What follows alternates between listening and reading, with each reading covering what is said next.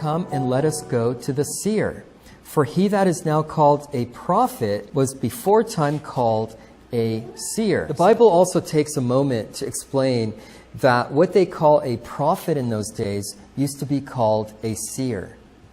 This shows that language changes, and that's okay scripturally. You know, I run across people who are legalistic about verbiage. They're hung up on the fact, for example, that the word Trinity or the rapture doesn't appear in the Bible, even though the concept is there.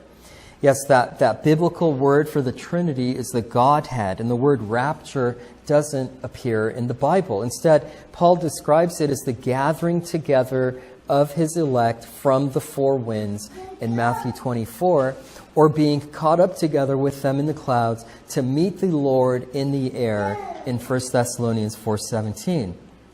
So the concept is there, but it's just easier to have a single word that describes it. But people get caught up on this and become linguistically legalistic. And so the side note about prophet versus seer also shows that translations of the Bible, if done correctly, are okay, as long as they're faithful translations based on trustworthy manuscripts like the Textus Receptus and the majority text, which is what the King James Bible uses. So I've also run into people like the Hebrew Roots crowd. When you run into people like the Hebrew Roots crowd who think that we have to pronounce Jesus' name as Yeshua and that it's somehow more noteworthy, that is a false claim. I've heard some say that you're not even saved if you don't pronounce his name Yeshua, because they say, for there is none other name under heaven given among men whereby we must be saved. And they go into this long diatribe about how the letter J didn't exist in Hebrew at the time, and his name couldn't have been Jesus, and so we have to call him Yeshua now in order to be saved. That's how far that doctrine has gotten. Well, I'm sorry, but I was saved by the name of Jesus because I'm an English speaker. Jesus doesn't expect me to learn Hebrew. In fact, Jesus quoted the Old Testament out of the Septuagint.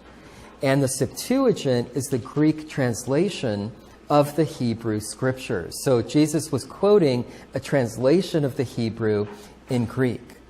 And so even Paul the Apostle, James, John, and Peter, the apostles, when they wrote the New Testament, they wrote it in Greek.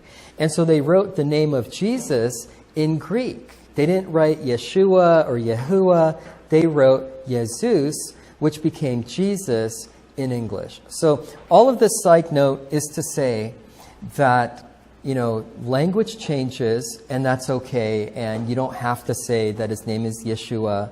You can still call his name Jesus, which is the name that I was saved under. And also that we can trust our English Bibles and we can trust the name of Jesus, which is actually under attack today by this doctrine, no matter how it was pronounced 2,000 years ago in the nation of Israel. In fact, we don't even know if it was Yeshua, because spoken Hebrew today is a modern scholarly reconstruction of a dead language that no one in modern times had ever spoken.